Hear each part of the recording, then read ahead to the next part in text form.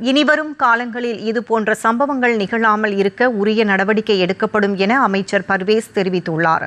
சட்டப்பேரவையில் அமோனியா வாயு கசிவு விவகாரம் தொடர்பாக 110 விதியின் கீழ் அறிக்கை வாசித்த அவர் 74 தொழிலாளர்கள் பாதிக்கப்பட்டுள்ளதாக தெரிவித்தார். உயிரிழந்தோரின் உடல்களை அவர்களது சொந்த மாநிலத்திற்கு அனுப்பி நல்லடக்கம் செய்வதற்கான செலவுகளை அரசு ஏற்றுக்கொள்ளும் என்றார். மாண்புமிகு பேரவைத் தலைவர் அவர்களே, இவ்விபத்தின் காரணமாக இதுவரை அங்கு பணியில் இருந்து 74 நபர்கள், 70 பெண்கள், 4 ஆண்கள் பாதிக்கப்பட்டு அரசு மற்றும் தனியார் மருத்துவமனைகளில் அனுமதிக்கப்பட்டு சிகிச்சை பெற்று வருகின்றனர். இதில் 15 நபர்கள் அரசு மருத்துவமனையிலும் 27 நபர்கள் தனியார் மருத்துவமனையிலும் தீவிர சிகிச்சை பிரிவில் அனுமதிக்கப்பட்டு தொடர் கண்காணிப்பில் உள்ளனர். 27 நபர்கள் சாதாரண சிகிச்சையில் உள்ளனர். இவ்விபத்தின் துரதிருஷ்டவசமாக 5 பெண்கள் உயிரிழந்து உள்ளனர் என்ற துயரமான செய்தியினை கேட்டு அறிந்து மாண்புமிகு முதலமைச்சர் அவர்கள் மிகவும் வேதனை அடைந்து அவர்களுடைய குடும்பத்தினருக்கு ஆழ்ந்த இரங்கலையும் ஆறுதலையும் தெரிவித்துக் கொள்வதோடு முதலமைச்சரின் பொது நிவாரண நிதியிலிருந்து தலா 2 லட்சம் ரூபாய் உடனடியாக வழங்க உத்தரவிட்டுள்ளார்கள்.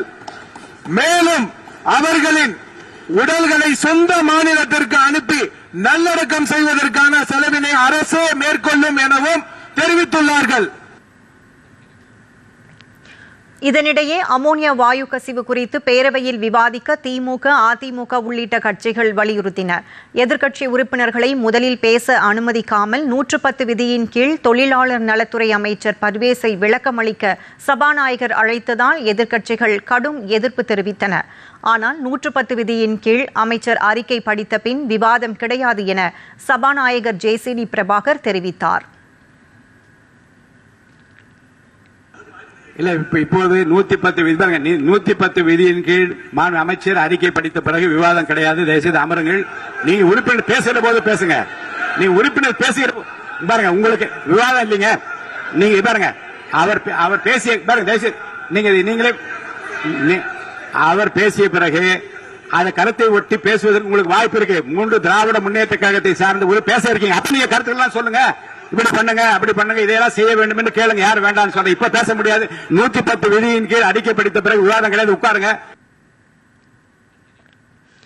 அதனைத் தொடர்ந்து மேகதாது விவகாரம் தொடர்பான உரிமை மீறல் பிரச்சனையை பேச அனுமதி அளிக்காததால் அதிமுக உறுப்பினர்கள் வெளிநடப்பு செய்தனர்.